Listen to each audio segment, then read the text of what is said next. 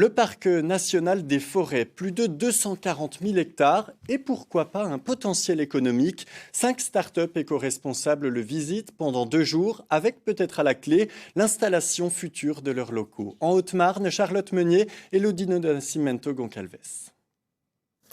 Les promeneurs du jour ne sont pas vraiment des touristes, mais des entrepreneurs venus découvrir les atouts du territoire. L'objectif est clair pour le parc national, séduire les startups en montrant qu'il est bien plus qu'une réserve naturelle. On va aller plutôt dans un secteur qui est beaucoup plus productif pour montrer aussi que le parc il marche sur ses 2 jambes, il marche sur une composante de protection, de préservation de ces milieux qui est indispensable, mais que ce n'est pas forcément antinomique. En tout cas, il y a de l'exploitation forestière et de sa valorisation sur un plan économique, parce que ça a aussi une autre composante qui fait qu'on protège un écosystème, c'est aussi qu'il nous apporte une valeur. Allier préservation et innovation, pour le directeur, les 2000 km² du parc offrent le nécessaire aux jeunes entreprises.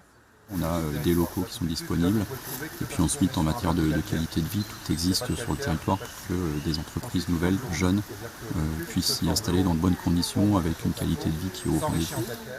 Pour cette première opération séduction, 5 startups ont fait le déplacement depuis la France entière.